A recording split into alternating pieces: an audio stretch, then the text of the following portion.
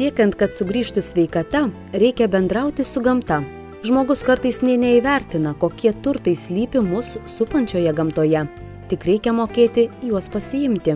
Vienas iš tų gamtos stebuklų, kurį žmogus sugebėjo atrasti ir išnaudoti – chlorofilas – žaliasis augalų kraujas. Dėl unikalios savybės sugerti saulės energiją, chlorofilas dar vadinamas skysta saulė, kurios mūsų organizmas taip išsiilgęs po žiemos. Augalai kaupia saulės energiją ir fotosintezės būdu pasigamina chlorofilas.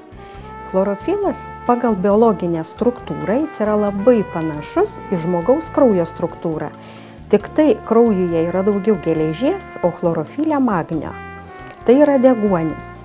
Ir išgėrę chlorofilą, žmogaus organizmas gauna deguonies. Deguonis išnešioja, sakykime, žmogus išgėrė kokį magnį mikroelementą ar kažkokius kitus mikroelementus.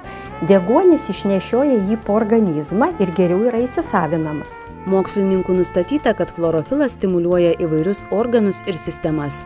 Jis padeda atsistatyti po didelių fizinių krūvių, reguliuoja kraujospūdį, stiprina širdį ir kraujagyslės. Spygliuočių eleksyras liaudyje vadinamas labai paprastai – vaistų nuo visų ligų.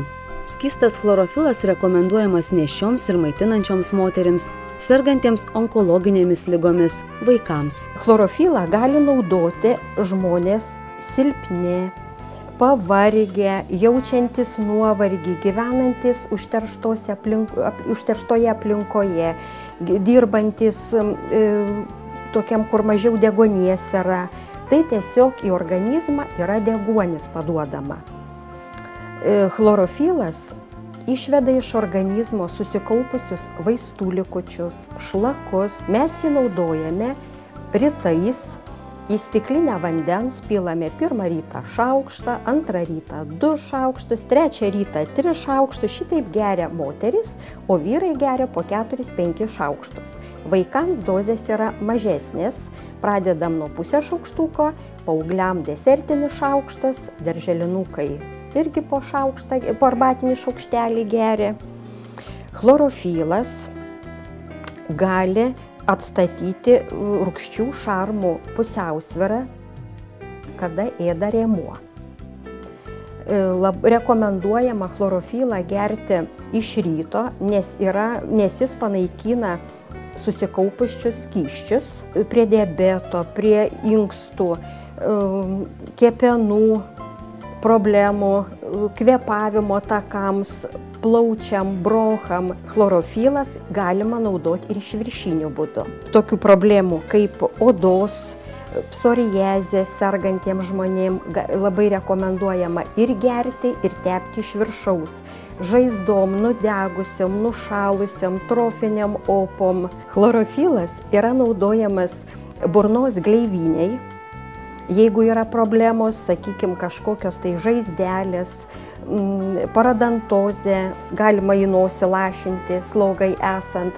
Jeigu prasideda gripo epidemijos, žmonės labai juos geria, stiprindami savo organizmą.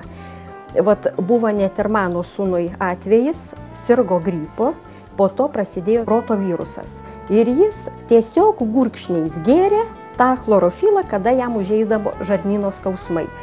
Ir taip maždaug per pusę dienos jis pasveiko. Dabar pavasarį, kada daug peršalimo ligų, visi dejuojam, kad skauda gerklės, čiulpt Silva Sept saldainiukus. Jie taip pat yra pagaminti iš chlorofilo. Ypatingai būtų naudinga mokytojam, dainininkam, žmonėm, kurie daug kalba, vartoti čiulpt šitos saldainiukus. Ir tai dar ne visos gerosios ir naudingos žmogaus organizmui chlorofilo savybės. Sužinoti daugiau ir įsigyti spygliuočių eleksyro galima parduotuvėje Roma Vita, kuri įsikūrusi Panevėžio autobusų stoties patalpose. Pasisemkime energijos ir sveikatos iš to, ką sukūrė pati gamta.